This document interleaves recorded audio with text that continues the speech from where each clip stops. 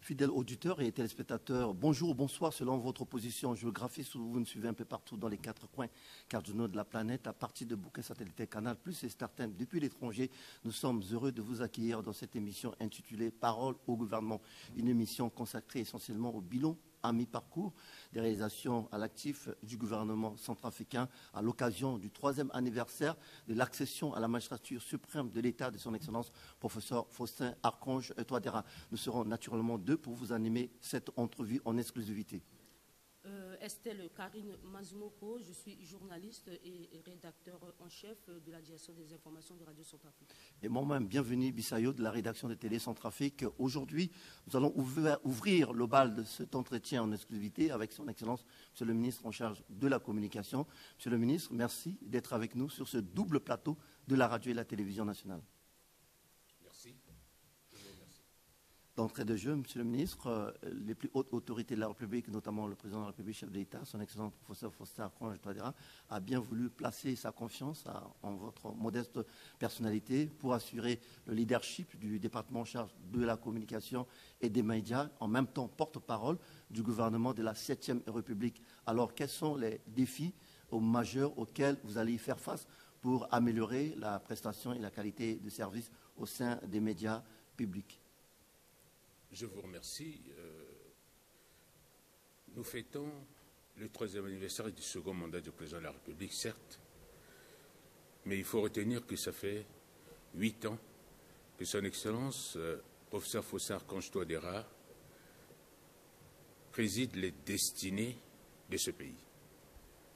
Avant de venir sur ce plateau, quelqu'un m'appelait pour me dire « Mais qu'est-ce qui justifie la popularité de ce président ?» depuis plus de 8 ans et que l'engouement populaire autour de ce président, qu'est-ce que j'en pense? J'ai dit, je suis en train d'aller à la télévision. C'est pour vous dire que 8 ans et 3 ans de second mandat pour lequel nous célébrons le 30 mars 2024 est un tournant en fait historique. Historique pour notre pays. Comme vous l'avez si bien dit, nous passons à une autre étape consacrée par la nouvelle constitution du 30 août 2023 qui consacre la 7e République. Et vous avez dit tout à l'heure que j'ai eu en fait la chance, à travers le choix du président de la République, de me confier ce poste prestigieux de ministre de la Communication et des Médias, porte-parole du gouvernement. Vous savez, la communication est au centre des préoccupations du président de la République.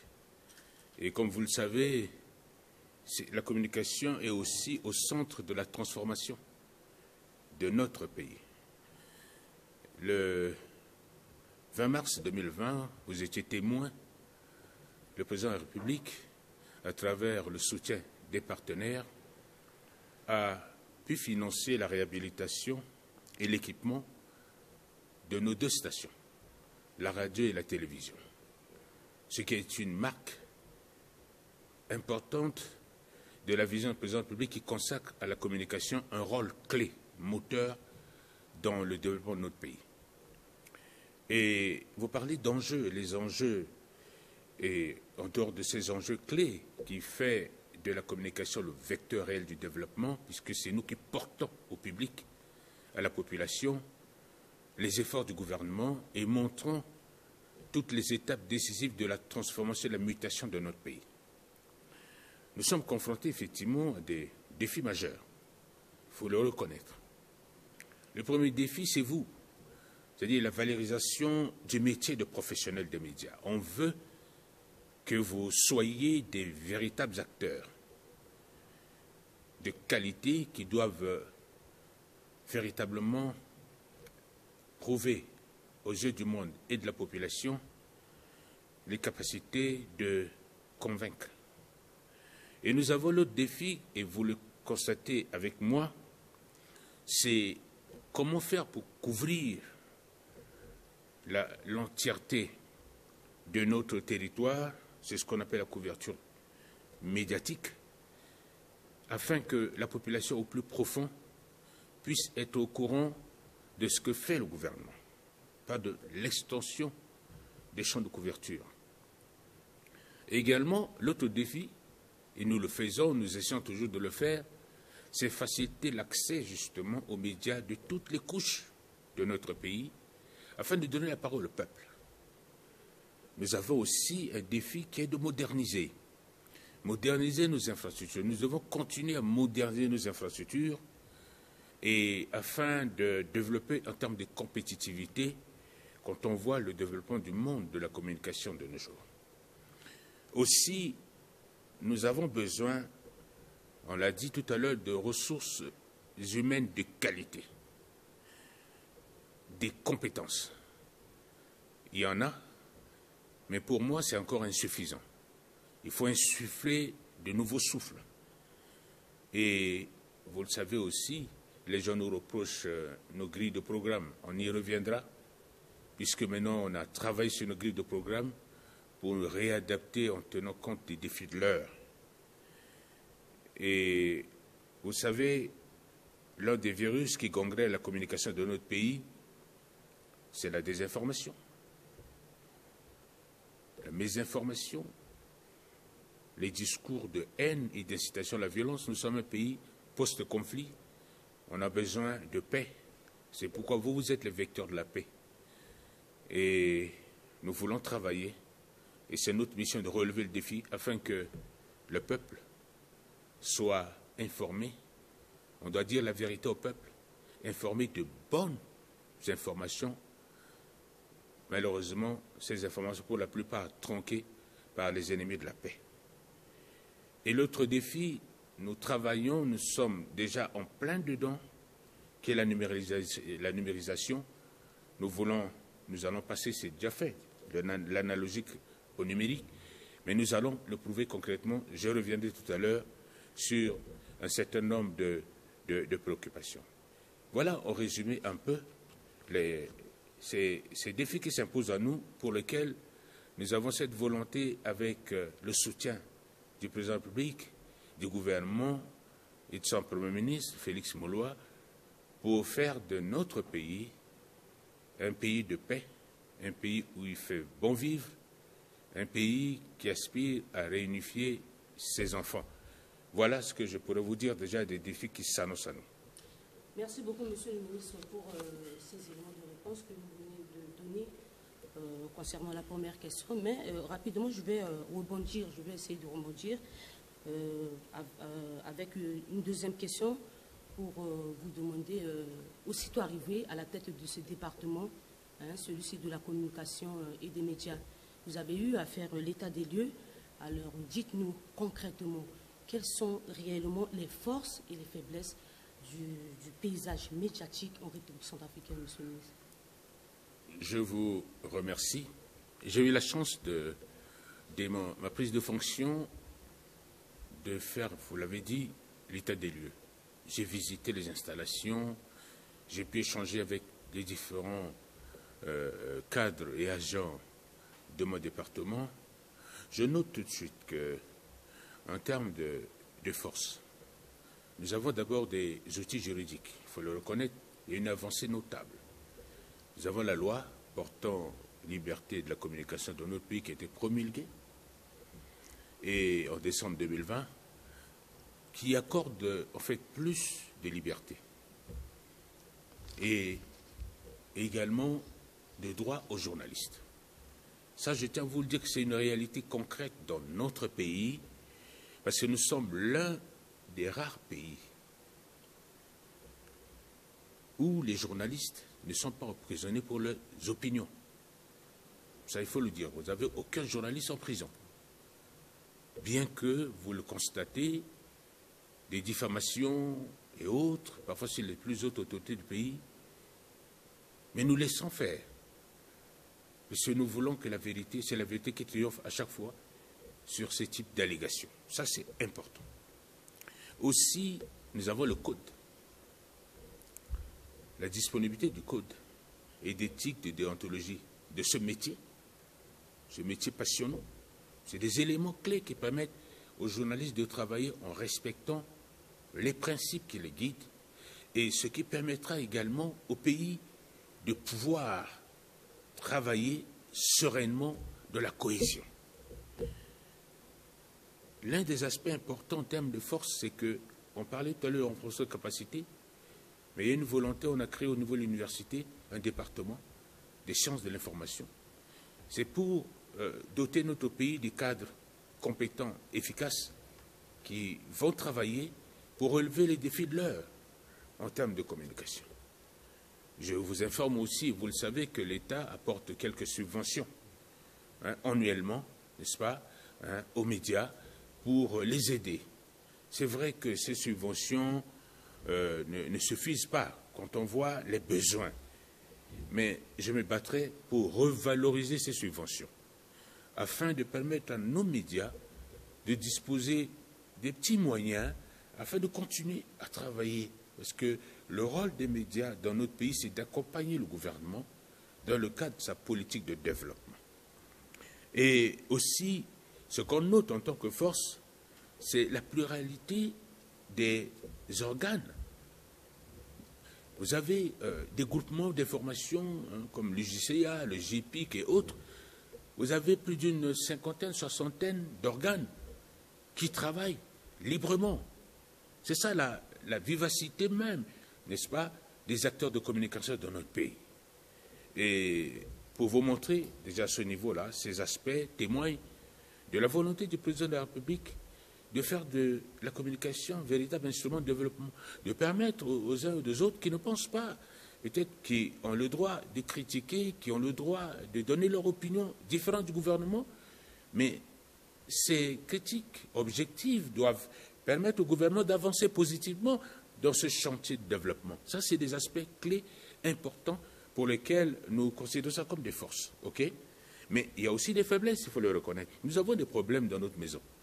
Il faut que nous ayons la capacité de pouvoir le reconnaître et voir qu'est-ce qu'on doit faire pour réduire ces faiblesses-là. On peut voir, entre autres, j'ai constaté quand je suis arrivé l'absence de moyens. Il n'y a pas de moyens de mobilité pour permettre, n'est-ce pas, aux professionnels des médias que vous êtes, de pouvoir assurer efficacement leur mission de couverture, n'est-ce pas, des événements et autres. Parfois, vous pouvez aller en province pour des reportages et autres, mais on n'a rien. Tout mon personnel est à pied. La plupart des véhicules sont en panne. Même notre bus aussi également est en panne. Ça, on le reconnaît. On a fait un effort pour essayer, tant soit peu, de pouvoir répondre à ça. Et nous y travaillons. Je vous ai parlé tout à l'heure de la couverture. Je reviendrai tout à l'heure. La faible couverture, ça aussi, c'est un handicap pour nous. Et je vous ai parlé des ressources humaines, elles sont insuffisantes. C'est une faiblesse. On a besoin vraiment de beaucoup plus d'hommes de qualité, compétents pour assurer cette mission. Et aussi, il faut le reconnaître, nos moyens ne suivent pas, parce que le gouvernement a très peu de moyens. L'impact sur nous également. On veut faire beaucoup de choses, mais on est limité parce que les moyens ne suffisent pas. On essaie de nous organiser en fonction de ces moyens-là. Ça aussi sont les limites à nos actions. Il faut reconnaître également que nous devrions, avec les difficultés, les faiblesses que nous avons, c'est à un certain niveau, surtout la presse privée, on constate effectivement que certaines presses ne jouent pas leur rôle d'accompagnement du gouvernement dans le cadre de cette mission qui nous est dévolue, c'est-à-dire le développement de notre pays. C'est ce que nous constatons et nous travaillons enfin.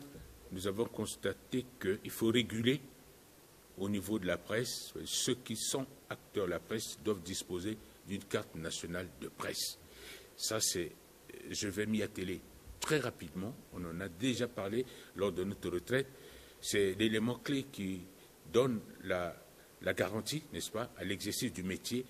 Et ça, très rapidement, nous allons régler ce problème. Voilà un peu les forces et les faiblesses que nous avons relevées dans notre département. Monsieur Bissayo, permettez-moi, monsieur le ministre, quand on parle, comme vous êtes en train de parler de la liberté et des droits dans le métier de journalisme, et donc je pense déjà aussi à un autre handicap, surtout nous qui travaillons au niveau des stations publiques.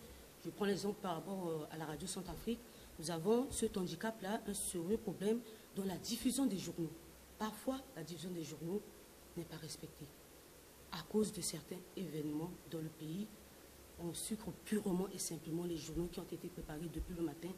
Et alors, on espère qu'avec votre arrivée, vous allez essayer un peu de recadrer ce souci au niveau de la direction des informations. C'est une question importante. Je le dis pourquoi? Parce que nous avons une grille de programme. C'est vrai, parfois, cette grille de programme est complètement chamboulée à cause d'un certain nombre d'événements. Je donne un exemple simple pour lequel nous allons travailler, le gouvernement et, par exemple, l'Assemblée nationale. Je prends un exemple comme ça. Par exemple, le vote. On n'a pas besoin, lorsque les gens sont en train de voter, par exemple, les députés sont en train de voter, on n'a pas besoin de garder l'antenne. Ça, on va régler. Est-ce que vous voyez? Ça perturbe complètement notre programme. On peut reporter la partie, clé, mais les votes, on n'est pas obligé de bloquer l'antenne. Ça, c'est des aspects pour lesquels vous soulignez, je suis d'accord avec vous, nous y travaillons et on le fera de concert avec l'Assemblée nationale. Mon collègue secrétaire général du gouvernement va porter l'information pour que nos guides de programme ne soient pas complètement perturbés, parce que ça retarde également les objectifs que nous sommes fixés en termes d'information à temps et à l'heure pour nos populations. Monsieur le ministre, tout à l'heure, dans votre propos, vous avez soulevé la question cruciale qui concerne la faiblesse au niveau du taux de couverture nationale sur l'étendue du territoire, sachant pertinemment que la radio et la télévision constituent un courant de transmission des messages et par excellence devait permettre aux populations des 4 coins cardinaux de la République centrafricaine de savoir en temps réel les actions réalisées à l'actif du gouvernement. Malheureusement, aujourd'hui, une faible taux de couverture se pointe à l'horizon. Alors dites-nous où en sommes-nous aujourd'hui avec ce projet d'extension de la station de la radio et de la télévision chère à la vision politique du chef de l'État? Très bien. Je serais heureux d'annoncer à nos compatriotes qu'en ce moment, au moment où je vous parle, nous disposons d'une vingtaine d'émetteurs. Nous avons partenaire avec une société. Nous allons bientôt, avec l'appui de la MINUSCA, installer sur les pylônes de la MINUSCA ces émetteurs de relais pour satisfaire les besoins de couverture médiatique sur nos territoires. C'est déjà un pas important. Nous allons également réparer certains émetteurs, comme dans la ville de Obo et autres, Bangassou et autres, qui étaient juste en panne, qu'il fallait juste changer quelques pièces. Nous le ferons. Avec la MINUSCA, nous sommes mis d'accord sur un programme. Très bientôt, nos techniciens et ceux de la MINUSCA vont se déployer sur le terrain. Ça sera une réalité. Le désenclavement vraiment de nos préfectures, sous-préfectures, deviendra une réalité puisque nous allons le faire d'ici un mois et demi. Je crois que tout le territoire sera couvert. Voilà l'information, la bonne information que je vous donne. Et vous le constatez aussi. Je vous dis qu'on était tributaire d'électricité. Nos programmes sont parfois coupés. Maintenant, c'est derrière nous, ces difficultés-là. Nous avons pu installer des panneaux solaires de relais à la télévision, au niveau de la radio, sur la colline de Panthère, pour remédier en cas de coupure d'électricité. Nous avons constamment du courant pour véhiculer l'information. Ça, c'est déjà un point important et je reçois des appels de nos compatriotes qui sont de plus en plus satisfaits et je pense que nous allons continuer dans ce sens-là. Monsieur le ministre, en plus de ces projets phares portés à votre connaissance, y a-t-il d'autres projets supplémentaires que vous comptez mettre en place en vue d'améliorer le secteur des médias en République centrafricaine? Vous savez, j'ai un point que peut-être que vous n'avez pas pu soulever. On en a parlé un peu de goulot d'étranglement qui freine un peu l'essor de vos professionnels des médias. Vous savez qu'on a pris en compte ces aspects-là. Du 30 janvier au 31, vous vous souvenez que notre pays a accueilli un forum des ministres de la communication. Ce forum-là à travailler sur un projet qui va permettre à nos pays de la CEAC de mettre en place un dispositif juridique permettant de combattre les informations, les désinformations, les discours d'incitation à la haine, hein, et à la violence. Et on a adopté, on a prévalidé également ce projet, y compris même, n'est-ce pas, la feuille de route. Maintenant, nous aussi, pour résoudre ce problème-là, je tiens à vous souligner que nous avons avec vous, ensemble, à Bouali, nous avons travaillé sur l'ensemble de ces problèmes afin de faciliter professionnellement vos activités, et y compris tout ce que j'avais dit tout à l'heure. Et nous sommes dans la phase de la négociation. Mais vous savez, on est dans les projets, comme vous le dites. Nous sommes dans les projets pour faire de la station nationale, c'est-à-dire la télévision centrafricaine, la radio centrafricaine. Nous voulons hisser nos deux stations vraiment au standard de compétitivité internationale. Faire de telle sorte que nos radios, nos télévisions soient une référence. Et c'est ça la volonté du président de la République. C'est pour cette raison que vous nous demandez en termes de projet. Nous avons une convention que nous avons signée, le gouvernement autorisé avec, n'est-ce pas, Téléconsult, pour lesquels, dans le cas de la télévision, n'est-ce pas, numérique terrestre, nous sommes en train de travailler, pour véritablement, du point de vue numérique, hisser la performance de notre station. C'est un grand projet de l'ordre de 14 milliards pour lequel nous y travaillons. Et je tiens aussi à vous dire que, comme vous le dites si bien, les projets de ces émetteurs dont je vous ai parlé tout à l'heure sont en chantier. Là, ce n'est pas un rêve. Hein. Nous avons des émetteurs, nous sommes en train de travailler pour les installer. Et je tiens aussi à vous rappeler que, entre autres, certains projets, nous aurons un grand projet de la construction. Là, c'est la réhabilitation, ce que nous sommes en train de faire dans notre département, mais un grand projet de la construction, n'est-ce pas, du nouveau département qui sera couplé avec la radio et la télévision. Ça sera un seul bloc.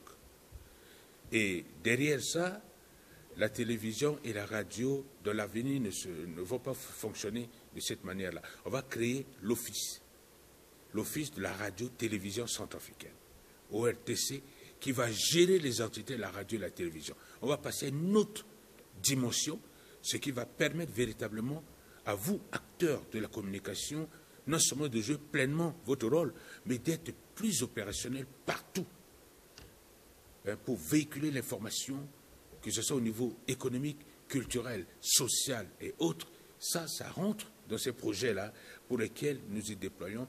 Et ces questions rentrent même dans le cadre du PND, pour lequel nous avons déjà initié. Et je vous remercie pour ces interrogations.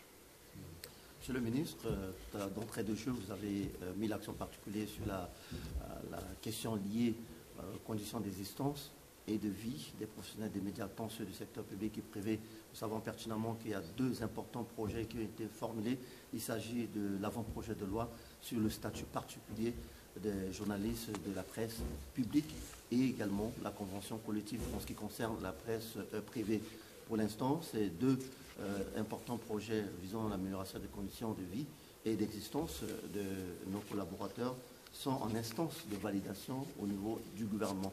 Comment comptez-vous, en tant que ministre du tutelle, porter plus haut ces deux importants projets pour le bénéfice justement des professionnels des médias, tant ceux du secteur public que privé? Je vous remercie. Quand je suis arrivé, effectivement, j'ai pris langue avec mes collègues et nous sommes en train de travailler sur ce projet.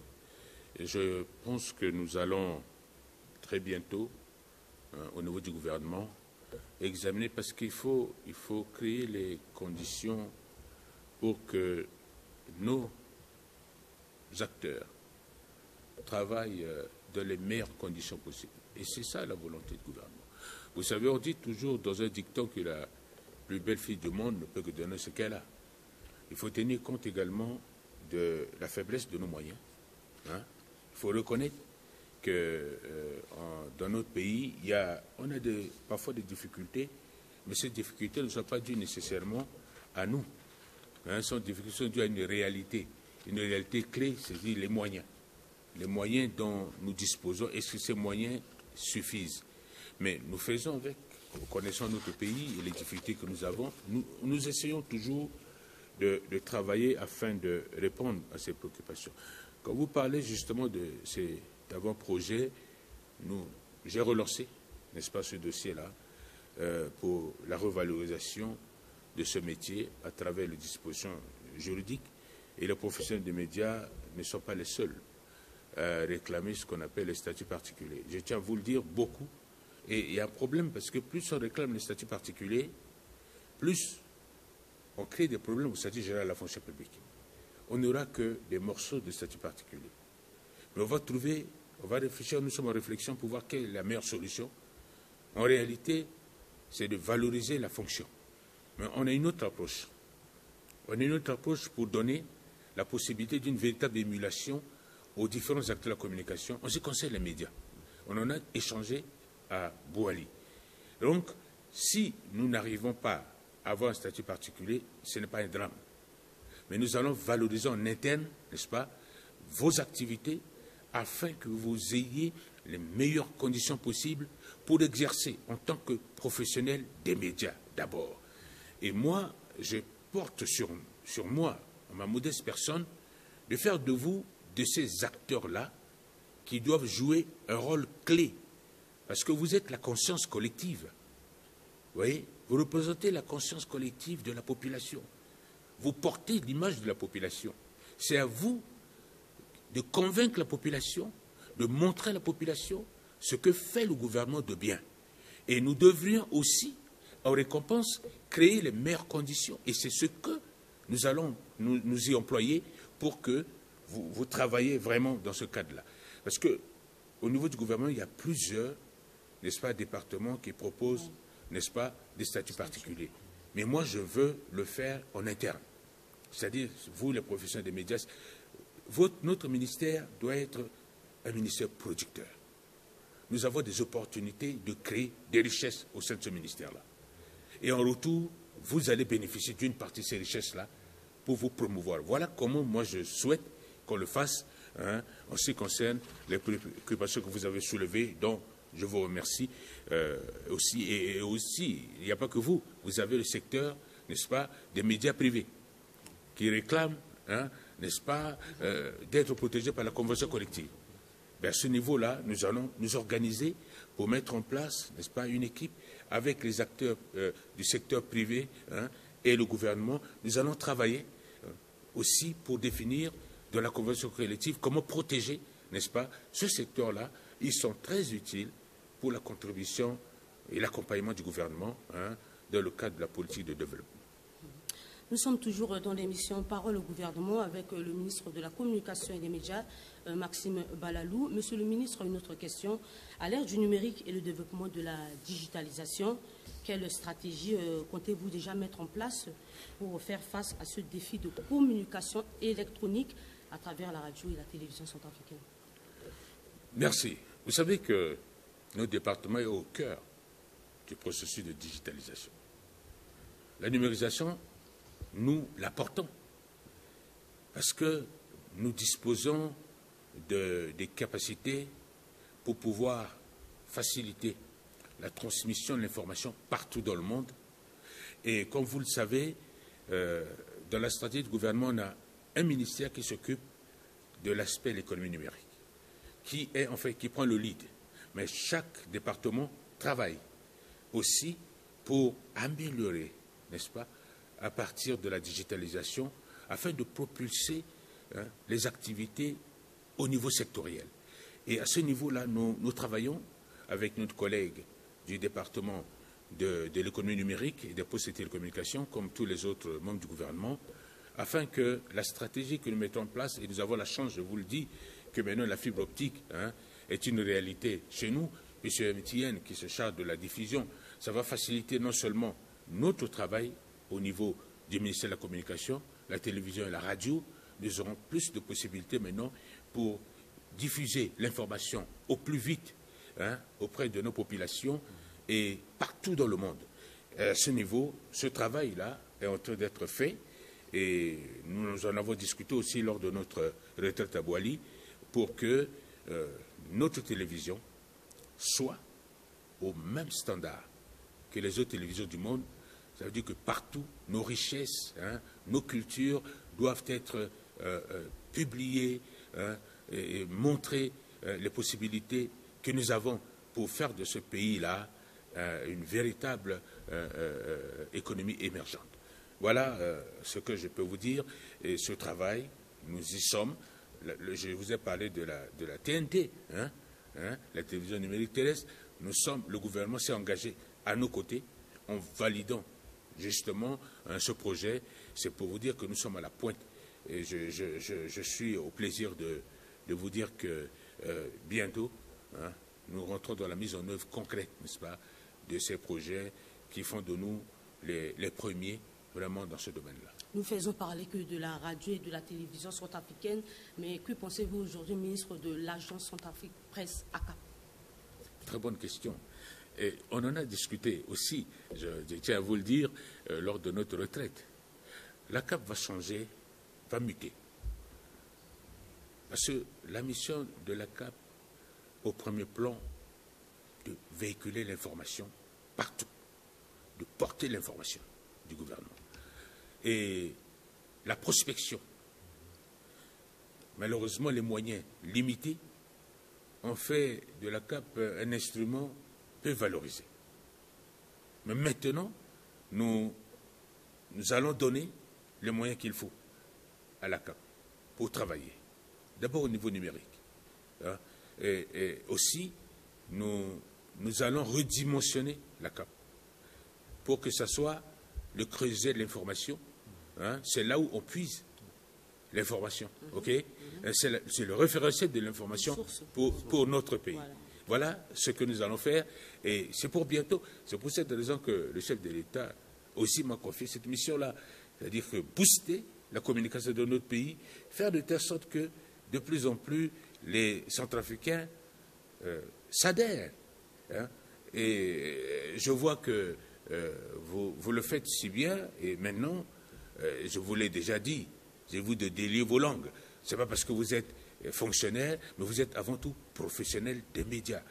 Donc, c'est pour ça que je vous ai dit, travaillez en tant que professionnel des médias, et c'est ça là qui va revaloriser la fonction et donner de crédibilité à l'action que nous menons au niveau du gouvernement.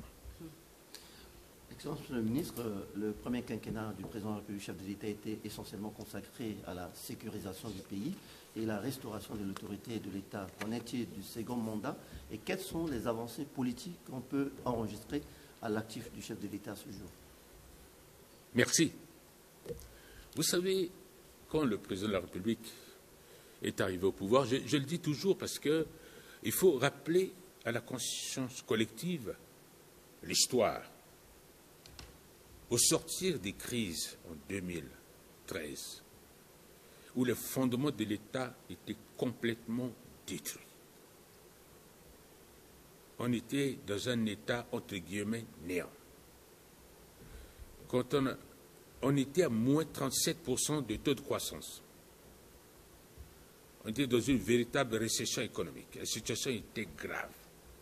Tous les secteurs étaient touchés.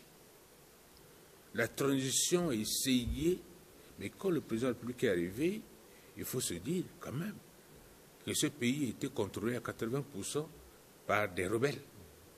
Il faut vous rappeler de ça. Patiemment, intelligemment, avec beaucoup de ténacité, on a commencé à restaurer la sécurité. D'abord, et cette sécurité a été renforcée grâce à l'appui de nos partenaires. Et nous tenons à saluer aussi l'appui de la MINUSCA qui nous accompagne, mais l'appui de nos partenaires russes qui ont demandé au Conseil de sécurité d'accepter qu'ils puissent nous aider, former nos éléments. On a pu former des milliers de soldats, des jeunes qui sont recrutés, sur l'entrée massive de ces jeunes dans les FACA. On a formé également des gendarmes, des policiers. Vous avez hier, vous avez vu plus de 800 gendarmes qui sont sortis. Et à la police, il y en avait aussi plus de 600 qui sont sortis. Vous voyez les efforts qui sont faits. En peu de temps, on a formé quelques milliers de policiers, quelques milliers de gendarmes, quelques milliers de soldats. Ce qu'on n'a jamais fait dans ce pays. Ce qui a permis maintenant de stabiliser la situation sécuritaire. Ça, c'est déjà un élément clé pour montrer les efforts du président de la République, du gouvernement qui met en place sa politique, ce qui prouve que de plus en plus, avec la pacification du pays, ce qui se fait de manière épisodique en ce moment, c'est quelques poches d'individus qui veulent décourager la population et créer une situation de psychose pour montrer que dans ce pays-là, nous sommes comme en guerre. C'est faux. Nous ne sommes plus en guerre. C'est pour cette raison que le chef de l'État dit, lui, il fait la guerre à ses compatriotes. Il ne peut pas faire la guerre à ses compatriotes. Il a demandé, il tend la main, déposez les armes. Travaillons ensemble pour notre pays. Donc, la pacification du pays, c'est l'un des éléments clés. Mais il faut le dire, et je le redis encore, des efforts qui sont faits depuis que le président de la République est en fonction. Mes collègues viendront pour vous le dire, chiffres à l'appui de ces efforts-là. La fonction publique, les autres ministères vont le dire, vous le savez. Le chef de l'État s'est engagé à recruter plusieurs milliers de personnes, des jeunes dans la fonction publique. Dernièrement, quand vous avez écouté, rien que les enseignants, il y a 1500 qui sont en train d'être intégrés. D'autres viendront encore des autres départements ministériels. Voilà, déjà, la promotion des jeunes, c'est ce qu'il fait. Et aussi, il faut le dire, un effort est fait dans l'amélioration de la gestion de nos finances publiques. Mon collègue des finances va vous le dire, chiffre à l'appui, des efforts qui sont faits et les accords que nous signons avec nos partenaires témoignent. Et nos partenaires le disent clairement, nous félicitent. C'est pour ça qu'il y a des efforts d'appui constants au gouvernement. Ça, c'est des efforts concrets. Et aussi, maintenant, on améliore nos recettes. Le ministre des Finances va vous en parler. De plus en plus, nous captons les ressources propres qui échappent à l'État. Nous le faisons. Ça, c'est des efforts importants. Mais regardez aussi au niveau des femmes, l'entrepreneuriat féminin. De plus en plus, les jeunes et les femmes disent que non, il ne peut pas rester comme ça. Chacun doit se prendre en charge. Et le président dit, il faut prendre notre destin en main.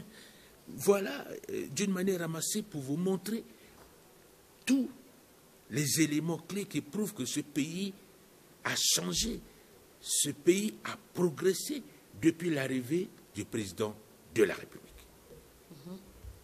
Monsieur le ministre, vous êtes présentement chef du département de la communication et des médias, en même temps porte-parole du gouvernement. Alors, selon vous, quelle est la place de la communication, la place de la communication dans cette rupture proposée par le chef de l'État? Vous savez, le chef de l'État nous a demandé de changer de paradigme. Mais il l'a fait. Ce n'est pas pour dire qu'on l'appelle le panafricaniste. Il a voulu, dans sa conception de la politique, nous ne pouvons plus travailler comme avant. Nous devrons prendre nos responsabilités pour que notre destin soit pris en main. Chaque Centrafricain va comprendre aujourd'hui que c'est à lui de construire son pays. Ce n'est pas quelqu'un d'autre qui viendra construire ce pays. C'est pour cette raison qu'il travaille de la conscience collective des citoyens que chacun doit prendre en main sa destinée. Nos ressources doivent être gérées par nous-mêmes. Alors on voit les efforts que nous faisons, c'est pour le développement de notre pays. On n'attendra jamais que ce soit d'autres personnes ou des partenaires qui vont nous dicter de faire ceci, de faire cela. Non. Nous voulons maintenant nous-mêmes prendre nos responsabilités. Voilà le changement de paradigme. Mais nous, au niveau de la communication, nous ne sommes pas du reste. Nous ne sommes pas du reste. Nous aussi, nous accompagnons le gouvernement, nous vulgarisons, et c'est ce que nous allons faire. On va redoubler d'efforts pour montrer aux populations tous les bienfaits de la politique mise en œuvre, afin que ceux-là comprennent. Et la vérité va venir de là. Certains de nos compatriotes nous font savoir que rien n'a été fait sous la présidence de Touadéra. C'est faux. Les gens se trompent. Les réalités sont là. Beaucoup d'efforts ont été faits. dans tous les domaines. Et c'est pour vous montrer que moi, porte-parole du gouvernement, je vous dis déjà que nous sommes en train de travailler pour mettre en place une cellule de veille communicationnelle rattachée au porte-parole du gouvernement. Cette veille communicationnelle doit nous donner l'occasion de bannir la désinformation, de bannir les discours, n'est-ce pas, de haine et d'incitation à la violence. Nous allons répondre au coup par coup la vérité pour que les Centrafricains comprennent aujourd'hui que nous ne pouvons pas continuer à mettre, n'est-ce pas, à hypothéquer la vie de nos populations. Nous devrions être plus unis, ensemble, pour accompagner le président de la République, et c'est là notre mission. Mais nous avons aussi un rôle transversal, vous le savez, dans le cadre de cette rupture-là. Nous devons donner plus de lisibilité, et c'est ce que nous sommes en train de faire. Vous savez, en passage, je tiens quand même à remercier mes devanciers. Je remercie mes devanciers, le ministre Kazagui, le ministre Diori, qui ont essayé de porter. Et moi, je viens pour accomplir la mission, c'est-à-dire faire de telle sorte que nous jouons notre rôle et susciter, en fait, les bonnes pratiques, amener les gens à changer de mentalité, à changer de comportement, à ne plus vivre dans l'oisiveté, mais à se dire, je suis centrafricain, qu'est-ce que je dois faire pour mon pays? Et voilà le message que nous allons faire. C'est pour cette raison que nous avons modifié nos grilles de programme.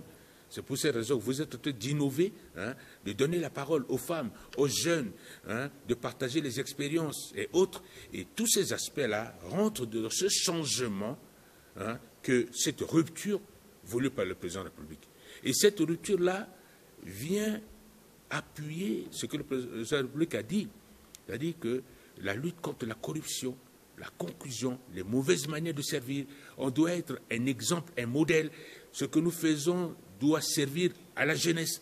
Et tout ça, en mettant la déontologie, en travaillant d'arrache-pied, nous allons aider le président Touadéra à remplir sa mission de faire de ce pays un pays de paix, un pays où il fait bon vivre. Voilà le travail que nous faisons, nous, au niveau de la communication, et nous allons continuer, nous allons poursuivre inlassablement cette mission-là pour soutenir les départements ministériels et montrer ce qui se fait de bien pour notre pays. Donc, dans ce cas, nous sommes permis aussi de critiquer parfois le travail du gouvernement, ce qui ne va pas, et aussi amener ce gouvernement à se recadrer. C'est votre rôle, madame. Vous êtes communicateur, vous êtes des éclaireurs. Je vous ai dit que vous êtes la conscience morale de la population. Donc, vous devriez... Je ne peux pas vous dire ici que le gouvernement, tout ce que le gouvernement fait, il fait bien les choses. Il y a des contraintes qui s'imposent à notre gouvernement. Si les choses sont mal faites, vous nous aidez. On ne refuse pas les critiques objectives. Vous, en tant que professionnel, à vous de nous aider à améliorer. Et c'est ce que nous vous demandons. Nous n'avons pas peur de la contradiction. Vous savez, c'est par le choc des idées que jaillit la lumière. Et nous voulons que vous nous aidiez dans ce sens-là. N'ayez pas peur. Jouez votre rôle. Jouez votre partition en tant que communicateur pour soutenir l'action du président de la République. C'est ce que nous vous demandons. Et je vous demande moi-même, en tant que votre ministre, ne me caressez pas. Je n'ai pas besoin de ça. Je veux que vous soyez plus professionnel par rapport à moi. Okay. Monsieur le ministre, je suis tenté de poser des questions du public. Je vais me mettre à la place de l'homme de la rue pour vous poser ces deux questions. La première question s'articule autour de pourquoi est-ce que la radio Centrafrique n'est pas écoutée sur l'ensemble du territoire, notamment dans l'arrière-pays. Et secondo, la classe politique de l'opposition se plaint selon laquelle cette classe politique n'a pas accès, n'est-ce pas, aux médias publics pour les débats contradictoires, comme vous venez de le dire. Je vous remercie. Vous savez, le défi majeur de l'accès aux médias par la population, à l'information, la réponse est ce que je vous avais dit. Nous allons déployer les émetteurs que nous disposons en ce moment pour faciliter à la population, auditeurs, téléspectateurs, de pouvoir accès à la vérité. Parce que nos populations, pour la plupart, n'ont pas accès à l'information, aux efforts que le gouvernement fait. C'est pour cette raison que parfois, eux, ils croient à des informations, des fausses informations qui sont diffusées. Et c'est pour cette raison qu'on va répondre à ça pour permettre de rétablir. Nous sommes là pour rétablir la vérité et montrer à la population, voilà là où nous sommes, voilà là où nous sommes arrivés, voilà nos contraintes, comment nous essayons de faire pour surmonter ces contraintes. Et c'est là notre mission, notre rôle. Deuxièmement, moi je vais m'adresser à mes frères et sœurs qui ne pensent pas comme nous, qu'on appelle communément opposition. Parce qu'il y a plusieurs types d'opposition. Attention, vous avez des oppositions qui sont dites opposition constructive, modérée. Vous avez une opposition dite radicale, c'est-à-dire dont la position est toujours tranchée, que tout ce qu'il fait n'est pas bon, ce n'est pas ça, mais ce n'est pas la démocratie, c'est leur droit. Mais je préfère, sur ce plateau, il faut organiser des échanges avec l'opposition, la majorité des questions de l'heure. Vous invitez nos frères de l'opposition, vous nous invitez, nous du pouvoir, on s'assied, on discute, que le peuple écoute ce qui est fait, ce qui n'est pas fait. Ce qui nous est reproché, nous allons répondre à nos frères. Voilà ce que nous avons fait. S'il y a des difficultés, on dira oui, nous avons des difficultés ici, mais voilà comment nous allons faire pour y remédier. Vous savez, une démocratie se construit dans la fraternité, dans l'unité, dans la diversité. Et que nous ne pouvons pas continuer à nous plaindre alors que nous n'avons pas la volonté d'aller vers la vérité. Il faudrait que nous parlions entre nous. Nous sommes des Centrafricains. Nous appartenons à une communauté de destin. Nous devrions régulièrement parler. Il faut briser la glace. Il ne faut pas que nous nous contentons de notre position, mais nous refusons de voir les choses en face. Je vous dis quelque chose, excusez-moi de sortir un peu de ce cadre-là. D'autres frères disent que, non, eux, ils reconnaissent que la Constitution de 2016. Non, ils travaillent sur cette base. Mais vous trouvez ça normal? Est-ce qu'ils ont la légitimité de pouvoir refuser au peuple qui a choisi une autre voie en votant massivement la Constitution de 2013? S'ils sont des démocrates, ils acceptent la volonté du peuple. Comment ils vont dire une Constitution qui est mise en œuvre? Et ils ne vont pas travailler, ils vont faire comment? Puisque cette Constitution s'applique à eux-mêmes. Donc ce que je demande à nos frères, c'est de revenir dans la République. Ensemble, nous travaillons pour une nouvelle République centrafricaine, dans la fraternité, dans l'amour, même si nous regardons différemment. Mais on est intelligent, n'est-ce pas, par plusieurs. Ensemble, travaillons ensemble pour relever le défi important qui est le développement de la République centrafricaine. Et je suis convaincu, j'ose espérer, que mes frères m'écoutent et qu'ensemble, nous allons prendre langue.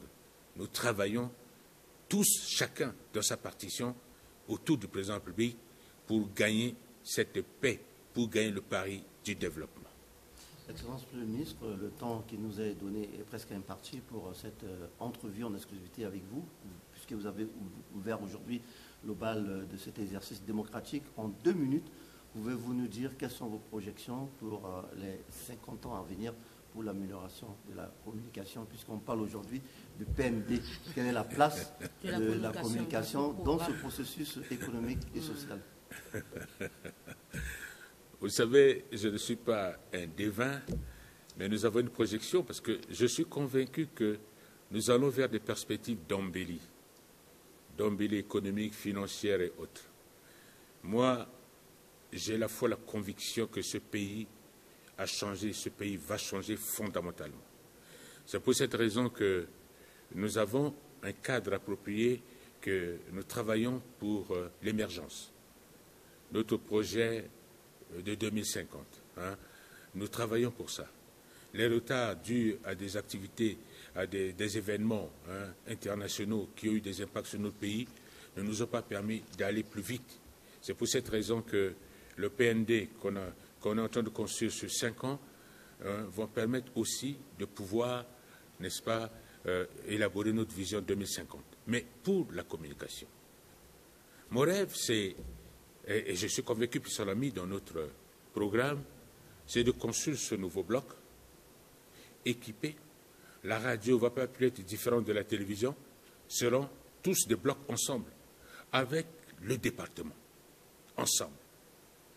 Et mon rêve, c'est de le faire dans la condition de la télévision qui dispose de l'espace pour ça. Et aussi, bientôt, je vais proposer au gouvernement, ça se fera, on va passer à l'office. Cet office de radio-télévision, ça sera le cadre idéal permettant de mieux gérer la communication dans notre pays. Et aussi, faire de vous des acteurs clés, compétents, efficaces au service de la République. Vous êtes, je le répète encore, la conscience morale de la population. C'est à vous de jouer ce rôle aujourd'hui. Donner l'information, la vérité, montrer à la population ce qui se passe, montrer à la population les efforts, montrer à la population les difficultés et demander à nous comment doit-on faire pour régler, c'est-à-dire ou contenir ces difficultés. C'est ce que je souhaite pour vous, des véritables acteurs. Et c'est ça, vous êtes des partenaires du gouvernement. Voilà ma vision. 2050, je ne serai peut-être plus en vie. Hein. Vous, les jeunes, vous serez là, mais vous allez vous souvenir de ce que j'ai dit. Merci à vous, Excellence, Monsieur le Ministre, surtout de votre disponibilité à répondre promptement à nos interrogations sur la radio et la télévision centrafricaine dans cette entrevue en exclusivité à l'occasion du 3e anniversaire marquant le second quinquennat de l'accession à la magistrature suprême de l'État de son excellent professeur Faustin Archange Touadéra. Nous étions deux pour animer cette émission pour vous. Moi, c'est Estelle Karine Mazmoko, journaliste et rédacteur en chef à la direction des informations Radio Centrafrique. Et moi-même, bienvenue Bissayo. Je interviens ici pour le compte de la rédaction de Télé Centrafrique. Ça a été un plaisir. Pour ce premier numéro, nous avons reçu en exclusivité son Excellence, Monsieur le Ministre en charge de la communication et des médias, porte-parole du gouvernement, avec qui nous avons fait le tour d'horizon des questions liées à la promotion du secteur des médias professionnels, des médias du secteur public et privé, sans perdre de vue les projections d'avenir. Tels ont été les principaux sujets abordés au cours de l'entretien, sans perdre de vue la question d'extension de la radio et la télévision pour une couverture nationale plus extensive pour le public centrafricain dans les 4 coins cardinaux de la planète. Restez avec nous.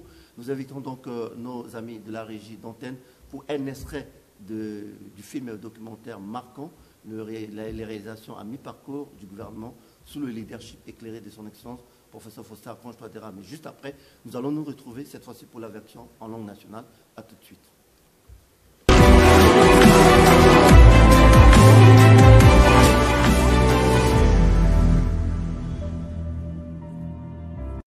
Nous sommes au cœur du continent africain, en plein centre de l'Afrique, où se trouve un pays assez particulier, la République centrafricaine. Un pays qui pendant longtemps est secoué par des troubles sécuritaires, l'empêchant ainsi de rejoindre la course au développement. Fort des difficultés, il s'abataille pour ramener la paix et la sécurité, puis le versement régulier des salaires, bourses, pensions et arriérés de salaires. Les populations centrafricaines ont décidé de choisir démocratiquement cet homme qu'elles jugent digne, d'où son élection au premier tour pour diriger le pays. À peine achevé son premier quinquennat, il a pu tracer un chemin meilleur pour le Centrafrique et l'Afrique en général. Basé sur la transformation et l'émergence de la République centrafricaine, sa vision inspire même les autres pays africains. Qui est donc cet homme qui a pu faire un tel prodige en si peu de temps? C'est le professeur Faustin Archange Touadéra. Il est compté parmi les présidents les plus diplômés de l'Afrique, avec plus de 7 diplômes scientifiques en maths physique, dont 2 doctorats en mathématiques pures, issus de l'Université scientifique de Lille 1 en France et de Yaoundé 1 au Cameroun. Un monsieur exemplaire, avec une morale irréprochable, qui par ses actions citoyennes s'est vu décerner plusieurs titres honorifiques à son actif sur le sol national. Il a occupé plusieurs postes de responsabilité dans la fonction publique, ce qui fait de lui l'un des fonctionnaires de haut niveau sur le plan mondial.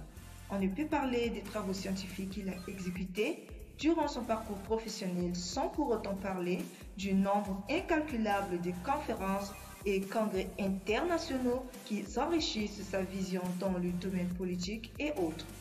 En même temps qu'il combat la crise sécuritaire, il s'investit dans la construction du pays, comme en témoignent plusieurs réalisations, tant à Bangui qu'en province. Sa quête pour faire de la République centrafricaine un pays développé et prospère est basée sur 3 principaux axes, notamment une économie ouverte à la concurrence, une société plus inclusive, une qualité de vie meilleure. Ce plan ingénieux conduit à l'explosion des chantiers dans presque tous les sectoriels qui sont présentés comme suit. Sur le plan économique, on assiste à l'exécution des travaux de construction infrastructurelle dans différentes villes de la République centrafricaine. La construction de la gare routière à Bambari, la construction du bâtiment de la finance et des hôtels de haut standing, la réhabilitation des usines électriques de Boili 1 et Boili 2, l'installation des étangs d'eau et l'implantation des forages d'eau sur l'étendue du territoire centrafricain, l'assainissement des routes, la construction de nouveaux bâtiments R+2 et réhabilitation du lycée de Biskin, la construction des bâtiments scolaires et la construction d'une nouvelle gare routière à Ndélé. Du côté de la justice, on assiste à la décoration des acteurs judiciaires, la réhabilitation des centres pénitentiaires. Pour faciliter la paix en République centrafricaine, le désarmement et la démobilisation sont nécessaires. Plusieurs citoyens centrafricains ont été désarmés et réintégrés dans la société. Bon nombre de ressortissants centrafricains vivant à l'étranger